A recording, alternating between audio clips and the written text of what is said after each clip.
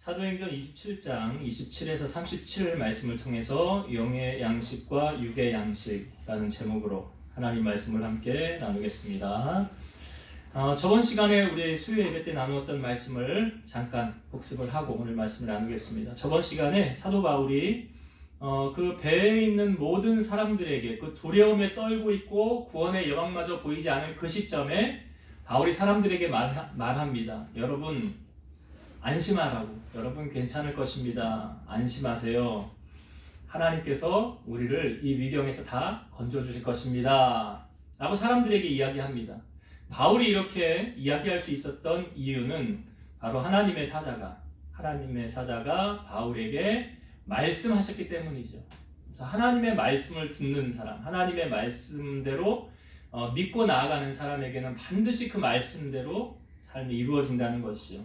저번 시간에 그래서 이 말씀을 통해서 우리가 두 가지로 은혜를 나누었어요. 첫 번째는 뭐냐면 지금 이 배에 있는 사람의 숫자가 오늘 우리가 읽은 본문에 나오죠. 276명이었더라.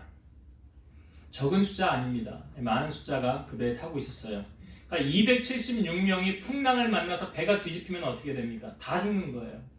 그런데 하나님께서 바울이라는 한 사람을 통해서 거기 있는 모든 사람을 어떻게 구원해 주신 원리를 오늘 우리에게 보여주고 있어요. 그러니까 믿음의 사람 한 사람의 영향력이 얼마나 큰가 우리가 저번 시간에 말씀을 통해 나누었죠. 그러니까 아브라함의 조카 롯이 소돔 땅에서 살아날 수 있었던 원인도 누구 때문에 산 거래요? 아브라함 때문에 산 거래요. 롯이 소돔 성에 있는 모든 사람들은 다 죽었지만 아브라함 때문에 산 거였고, 또 요셉이 형들에 의하여 애굽으로 팔려갔을 때 보디발이라는 사람의 집에 거하였을 때 요셉이 총무일을 볼 때 그때부터 하나님께서 요셉으로 말미암아 보디발의 집에 복을 내리셨더라. 야곱이 외삼촌 라반의 집에 갔을 때 라반 별 볼 일 없는 사람이었어요. 집안도 별로였어요. 그런데 야곱이 가서 거하면서부터 하나님께서 야곱으로 말미암아 그 라반의 집에 하나님의 복이 임하였더라. 그러니까 무엇을 보여주고 있습니까? 하나님은 믿음의 사람을 통해 하나님의 복이 흐르게 하신다는 사실이에요. 그러니까 여러분들을 통해서 하나님의 복이 내게 임하지 않는다고 한다면 그 문제가 있는 거예요. 내가 지금 신앙생활 잘 못하고 있거나 아니면 아직 하나님의 때가 아직 안 되어서, 그러니까 하나님이 부어주기 시작하면 막 그냥 우리가 측량할 수 없을 정도로 하나님이 막 채워주시잖아요. 이 야곱이 나중에 외삼촌 라반의 집에서 나올 때 어떠했습니까? 라반이 어마어마하게 큰 부자였음에도 불구하고 하루아침에 인생 역전, 라반보다 더 하나님이 야곱에게 복을 주셔서 부유케 하시는, 이거 하나님이 하시는 일이지 사람이 하는 일이 아니에요.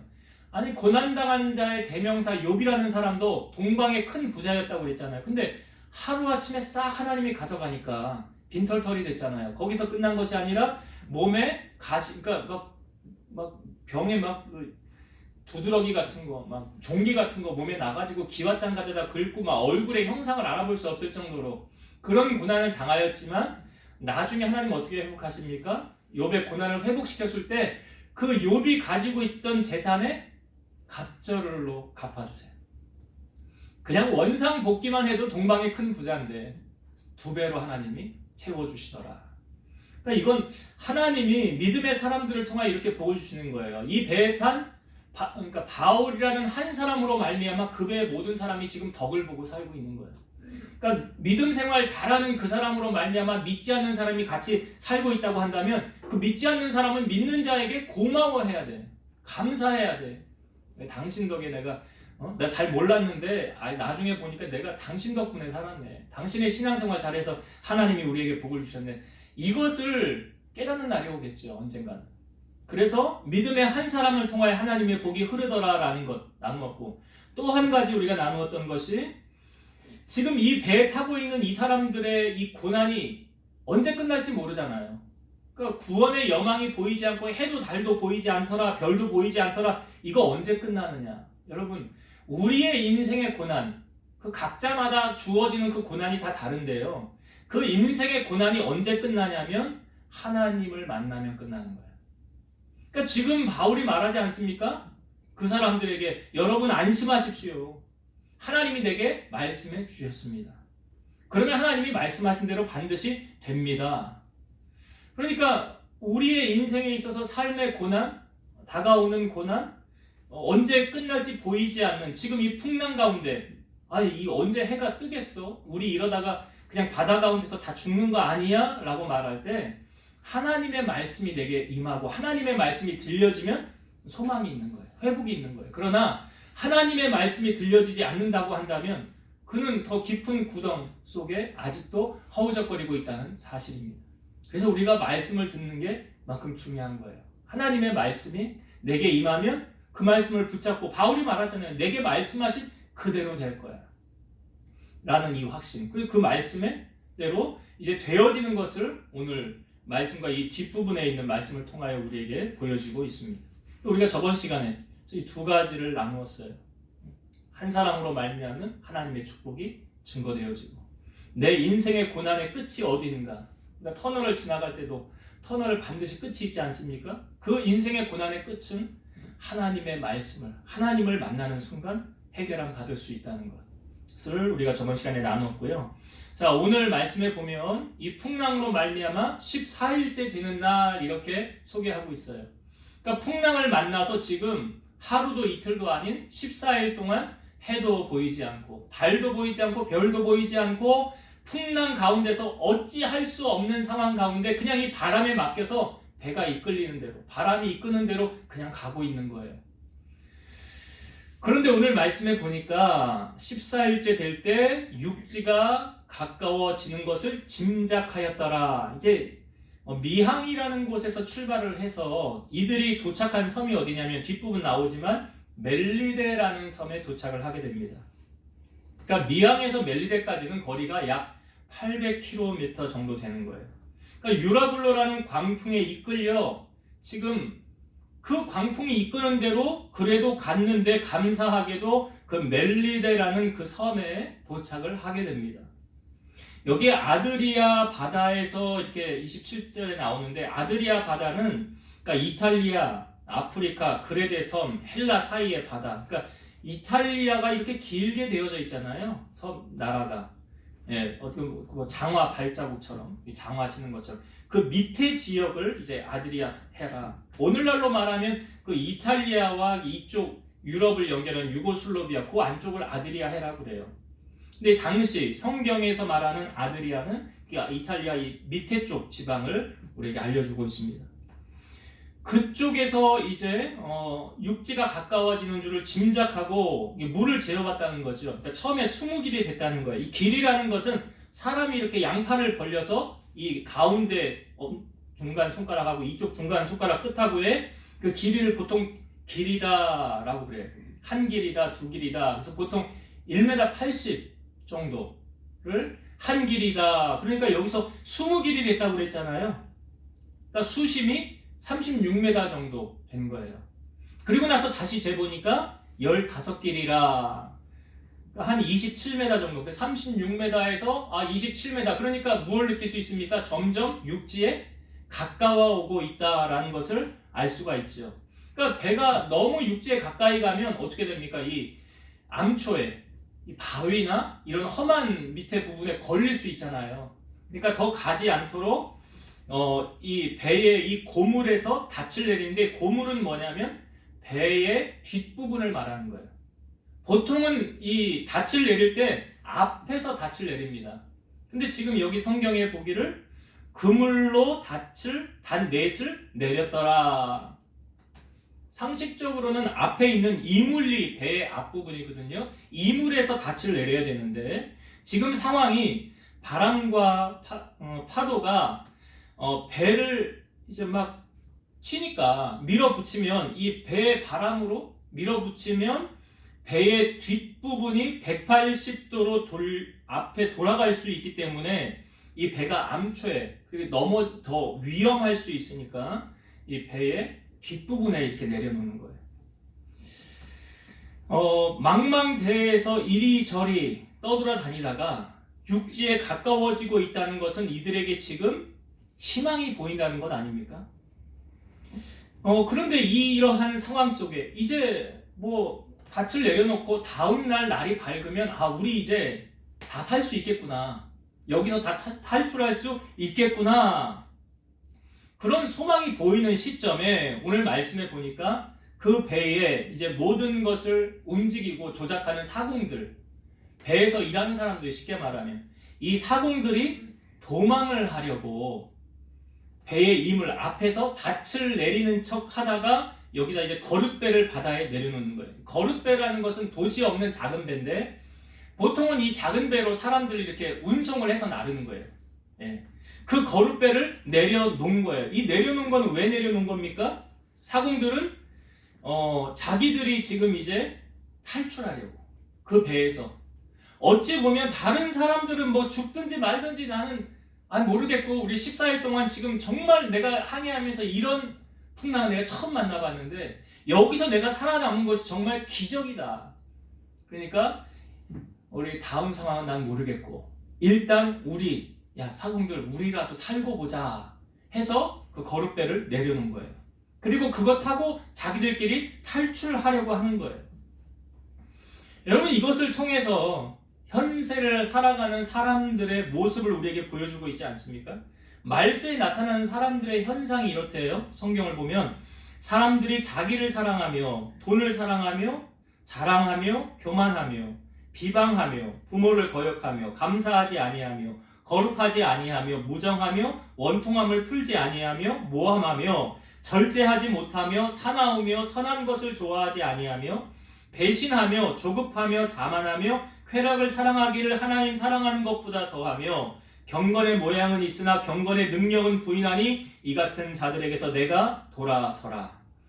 그러니까 지금 말세에 나타나는 사람들의 현상에 대해서 사도 바울로 말미암아 하나님의 감동을 받아 우리에게 이렇게 보여주고 있는데 다른 거 뒤에 있는 것도 쭉 있지만 가장 처음에 소개하고 있는 두 가지가 강력하게 다가오지 않습니까? 처음에 사람들 소개해드리게 사람들이 처음에 자기를 사랑하며 돈을 사랑하며 여기에 다 포함이 안 되는 사람들이 얼마나 있을까요? 여러분 세상의 사람들은 그렇죠. 좀 이기적이고 자기밖에 모르죠. 자기중심적으로 다 가지 않습니까? 그리고 조금 더 여유가 있으면 이제 돈밖에 모르는 어떻게 하면 한 푼이라도 더 긁어 모을까? 여러분 지금 이 사공들이 만약 배에 있는 사람들을 생각했다고 한다면 거룻배를 내려서 자기들만 탈출할 생각을 할까요? 안 하죠. 이게 무슨 생각이에요? 이게 자기만 생각하는 거예요. 다른 사람 사정은 생각하지 않는 거예요. 우리가 주일날 나누었던 거라사인에 귀신 들렸던 사람, 이 사람 귀신 나가서 온전해졌잖아요. 근데 그 지방 사람들이 예수님에게 와서 뭐라고 그랬어요? 예, 예수님이 여기 계시면 안 되겠습니다. 예수님이 여기 계시면 우리 엄청나게 또 많은 손해를 볼지 모르겠습니다. 그래서 주님이 여기서 떠나가 주세요. 내가 주님 때문에 복을 받고 혜택을 누리는 건 좋은데 나 주님 때문에 고난당하고 물질적인 손해보고 나 이런 건 싫어요. 나 그러려고 예수 믿는 거 아니에요. 그러니까 주님 여기서 가세요. 여러분 기독교는 이기주의적인 종교가 아닙니다. 기독교는 이타주의예요. 예수님께서 우리에게 큰 계명을 두 가지 알려주셨죠. 첫 번째는 하나님을 사랑하라. 두 번째는 이웃을 사랑하라. 근데 이웃을 어떻게 사랑하래요? 내 몸같이 사랑하래요. 그럼 여기 이렇게 이기적인 사공들의 모습으로 이웃을 사랑한다 우리는 그렇게 말할 수 없는 거예요. 요한일서 3장 21, 23절 사랑하는 자들아 만일 우리 마음이 우리를 책망할 것이 없으면 하나님 앞에서 담대함을 얻고 무엇이든지 구하는 바를 그에게서 받나니 이는 우리가 그의 계명을 지키고 그 앞에서 기뻐하시는 것을 행함이라. 그의 계명은 이것이니 곧 그 아들 예수 그리스도의 이름을 믿고 그가 우리에게 주신 계명대로 서로 사랑할 것이니라. 여러분 하나님 앞에 기도의 응답을 받는 비결에 대해서 오늘 말씀해주고 있어요.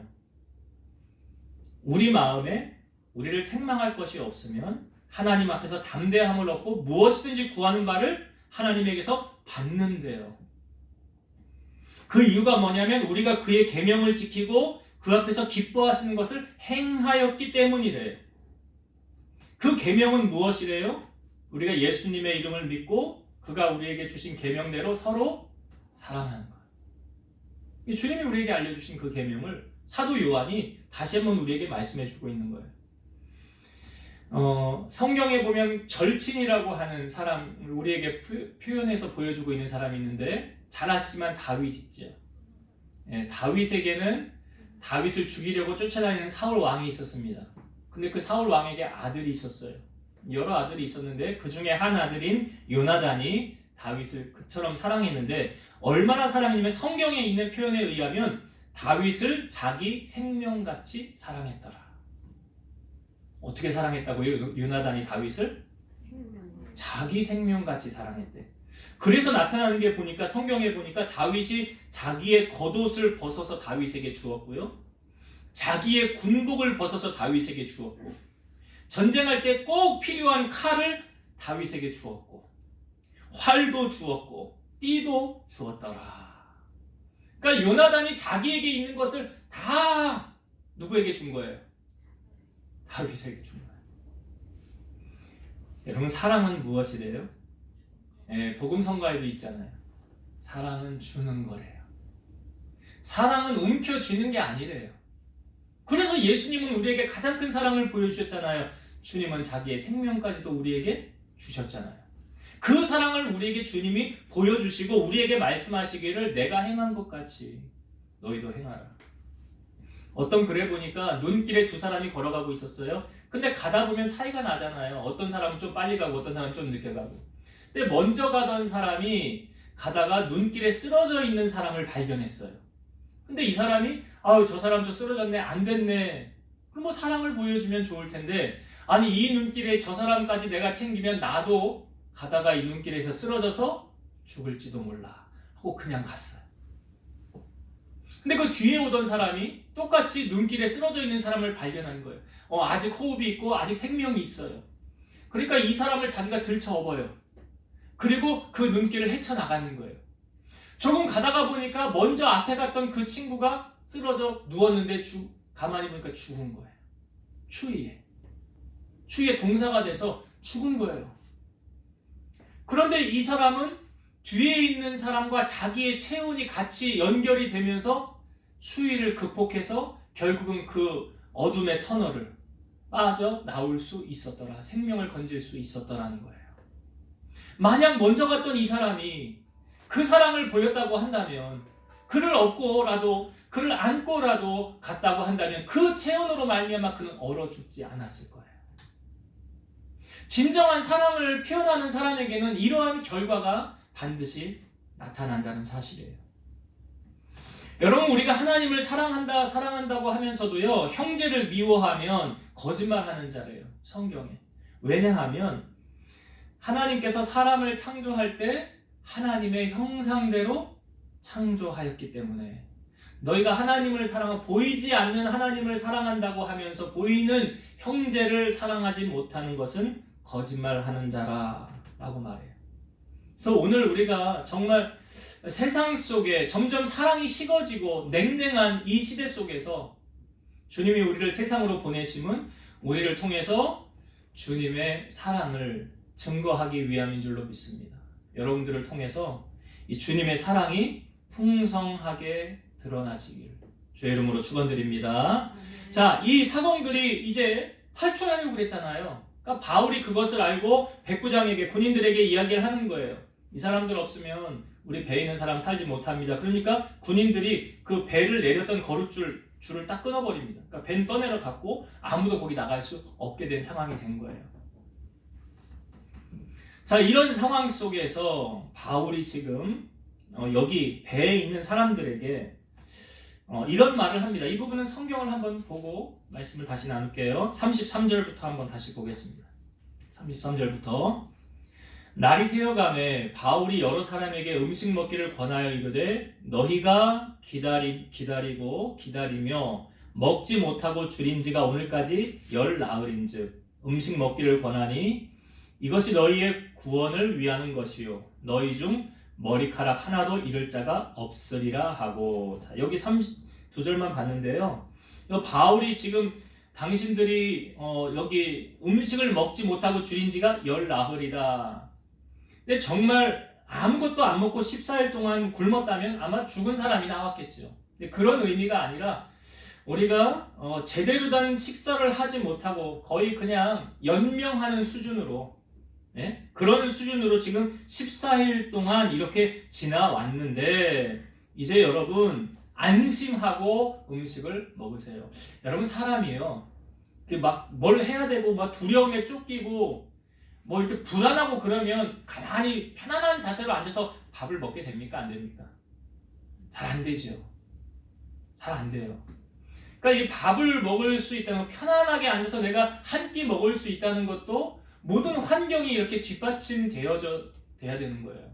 그냥 이렇게 되어지는 게 아니라, 그러니까 지금 이 배에 있는 이 사람들이 아니 언제 죽을지도 모르는데, 불안한데 뭐 입에 이게 넘어가겠어요? 잘 넘어가지 않겠지요. 그러니까 바울이 지금 이 사람들을 향하여 일단 안심시키는 거죠. 여러분 걱정하지 마세요. 심리적인 안정을 취한 후에 그 다음에 이제 바울이 떡을 가져서 하나님 앞에 축사하면서 떼어서 같이 나누어주고 먹게 되었더라. 그러니까 바울이 나눠주면서 이것이 너희를 위한 뭐라고요? 너희의 구원을 위한 것이요 라고 말하고 있어요. 너희의 구원을 위하는 것이요. 여러분, 우리가 육을 입고 있는 이상 음식을 먹지 않고 살 수 있습니까? 없습니까? 음식을 먹어야 살아요. 우리 어르신들에게 이런 말 하잖아요. 어르신들에게 장수하려면 3가지만 잘하면 돼. 잘 먹어야 되고, 잘 드셔야 되고, 잘 주무셔야 되고, 화장실에서 볼일 잘 보셔야 된다. 가장 생리적인 거 아닙니까? 근데 이 3가지가 안 되면 살기 힘든 거예요. 이 3가지를 잘하면 장수할 수 있는 거예요. 성경에 보면 엘리야라는 사람이 있었는데 바알 그 선지자를 섬기는 850명과의 싸움에서 이기게 되죠. 그 재단에 불러임하는 신이 참신이라 해서 엘리야의 재단에 불러임해서 이 바알 신 다 죽입니다.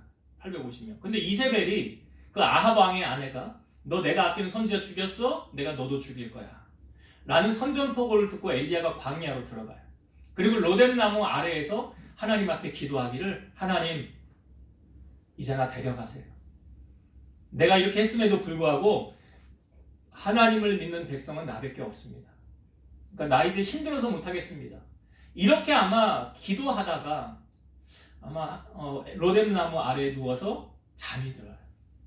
근데 하나님께서 엘리야가 이제 우리가 이런 말을 할 때 사회적인 용어로 소진되었다고 그래요. 엘리야가 소진됐구나. 그 모든 에너지가 이제 바닥에 다 떨어졌구나. 완전히 지쳤구나. 탈진됐구나. 하나님의 엘리야를 어떻게 회복시키십니까? 천사를 보내서 엘리야를 어루만지게 하세요. 그리고 숯불에 구운 떡과 물 한 병을 주고 천사가 어루만진 후에 이것 먹어라. 먹어요. 그 다시 또 누워요. 성경을 보니까 다시 천사가 와서 또 엘리야를 어루만지더라. 여러분, 우리가 육신의 옷을 입고 있기 때문에 우리가 먹지 않고 살 수 없어요. 지치는 거예요. 제가 작년, 이제 해가 바뀌었으니까 작년 연말쯤 되면 좀 바쁘기도 하고 힘들기도 합니다. 육신적으로나 정신적으로나. 그러니까 해야 될 것도 많고. 그래서 사실 몸이 다운이 되면 영도 같이 따라오잖아요. 다운되는 거예요. 근데 하나님께서 너 이거 해야 돼. 너 내가 너에게 맡긴 일 이거 감당해야 돼. 그러면서 하나님이 저에게 어떤 사람을 붙여서 이제 소고기를 저를 이제 먹게 하시는 거예요. 아니 제가 제 돈 주고 가서 소고기를 어떻게 사 먹겠어요. 근데 누가 소고기를 이제 제 아내하고 같이 가서 여러분도 같이 부르면 좋은데 하여튼 가서 먹었어요. 근데 그 다음날 또 어떤 분이 또 소고기를 또 사주시는 거예요. 내가 이걸 보면서 하나님께서 너 이거 먹고 힘내야 돼. 너 이거 먹고 내가 너에게 주는 일 잘 감당해야 돼. 그러니까 체력적으로 지치고 힘드니까 하나님이 이렇게 사람을 붙여서 먹이시고 그 음식물의 힘을 의지해서 너 사역 잘 감당해라. 그러시는 것 같이 그런 사인으로 저는 받았어요. 그래서 제가 이틀 연속 소고기를 먹기는 제 인생에 있어서 처음 있었던 일이에요. 고린도전서 10장 31절 보면 그런즉 너희가 먹든지 마시든지 무엇을 하든지 다 하나님의 영광을 위하여 하라. 먹든지 마시든지 무엇을 하든지 하나님의 영광을 위하여 하라. 여러분, 육의 양식을 먹는 것 이상으로 중요한 것이 있는데 영의 양식을 먹는 것입니다. 영하고 육은 같이 가지만 뭐 육이 다운되면 당연히 엘리야를 통하여 보여지듯이 영도 다운되는 거 맞아요. 그런데 영하고 육하고 이 비중을 두면 어느 것이 더 중요할까요? 영이 더 중요할까요? 육이 더 중요할까요? 뭐가 더 중요하다고 생각하십니까? 둘 다 중요한데 비중을 어느 곳에, 한 곳에 더 많이 둔다면? 예, 어떻게 잘 아시네요. 예수님께서 40일을 금식하시고 마귀가 와서 시험할 때 네가 하나님의 아들이면 이 돌이 떡이 되게 해보아라 그래. 예수님 그거 충분히 하시죠. 못 하시겠어요? 그러니까 사탄이 예수님 육신을 입고 입으셨기 때문에 시장하신 것을 알고 시험하신 거잖아요. 그런데 그때 예수님께서 이렇게 말씀하셨죠. 사람이 떡으로만 사는 것이 아니요 하나님의 입으로부터 나오는 모든 말씀으로 살 것이니라. 사람이 떡으로 사는 것이 아니라 하나님의 입에서 나오는 모든 말씀으로 살아야 한다. 요한 3서 1장 2절 사랑하는 자여 내 영혼이 잘됨 같이 내가 범사에 잘되고 강건하기를 내가 간구하노라. 영혼이 잘됨 같이 뭐가 잘돼요? 범사는 육적인 거잖아요. 그러면 영혼이 안 되면 육적인 것이 안 되겠죠. 뭐가 먼저입니까? 그 영이 잘 될 때 육이 잘 되는 거예요. 근데 영적인 것이 안 되면 육적인 것이 안 되는 거예요. 그러니까 이 원리를 하나님의 말씀으로 우리가 알려주고 있는 사실이에요.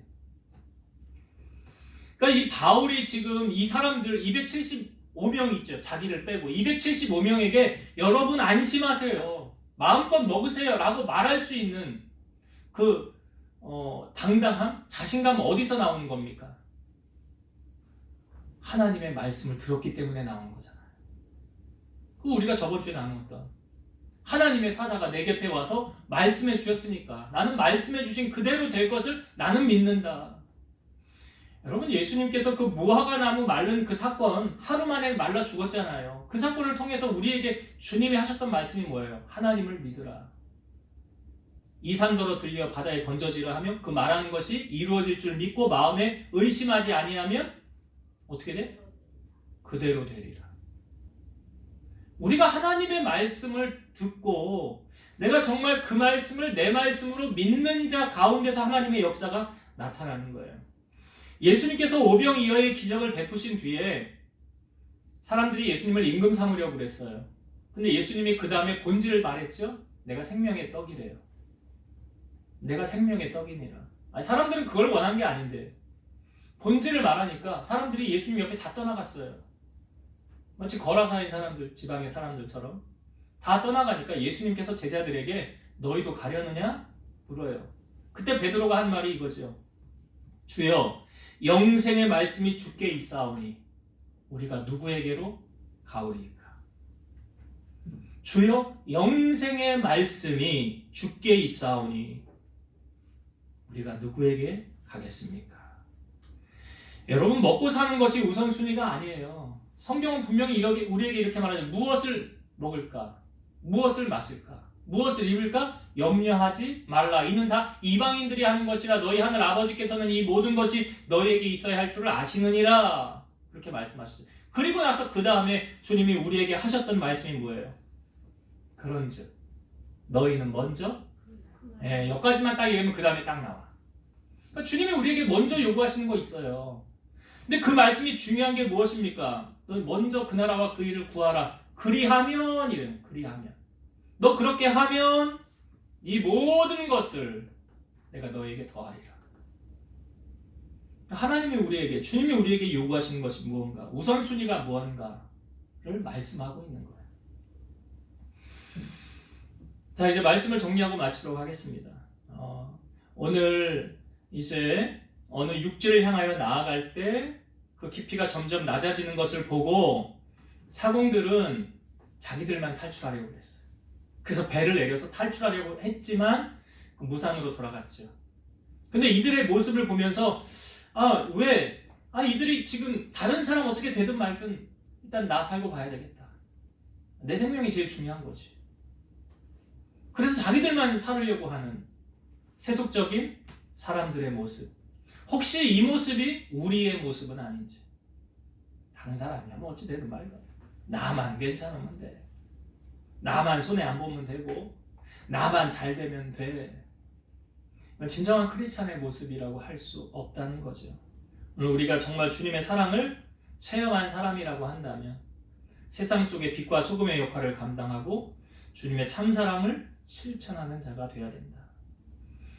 그 모습을 우리에게 오늘 보여주고 있고, 두 번째, 우리가 육신을 입고 있는 이상 먹어야 삽니다. 먹지 않고 살 수는 없어요. 그렇죠? 그래서 바울이 그들에게 권면하면서 이거 뭐라고 하잖아요. 너희의 구원을 위한 것이다. 이 음식 이거 먹어야 산다. 그래서 먹지 않고 살 수는 없습니다. 그러나 이 말씀 속에 우리에게 더 주고자 하는 진리는 무엇입니까? 육적인 것보다 더 중요한 게 뭐라고요? 영적인 은혜. 그래서 영이 잘 되면 육은 자연히 왜? 우리 이런 이야기 자주 합니다.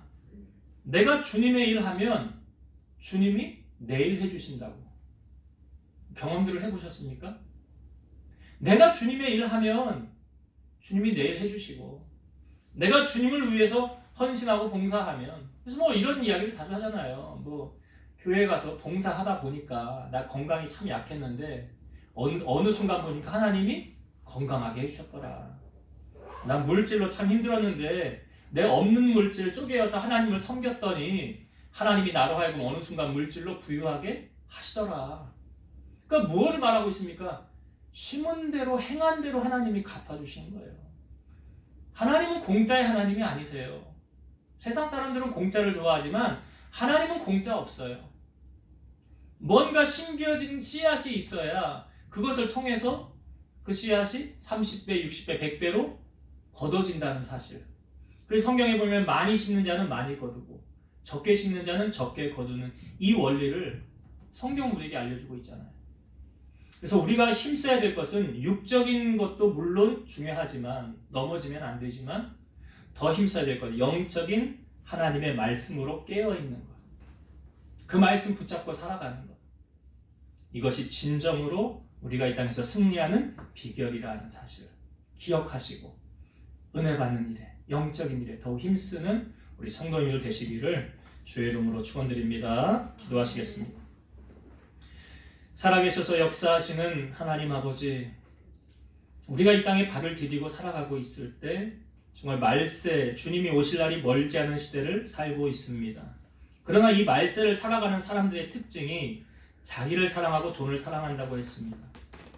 혹 우리가 예수님이 나의 구주이시고 하나님이 내 아버지가 되시고 나의 전부가 되심을 우리가 입술로는 고백하면서 혹시는 이 사공들처럼 세속적으로 변하여 살아가고 있지는 않는지요. 오늘 우리 자신을 돌아보면서 진정으로 주님을 사랑하는 주님의 제자로서 저희들 살아가기를 원합니다. 그렇게 세상에 영향력을 줄 수 있는 우리 성도들이 되게 하여 주옵소서.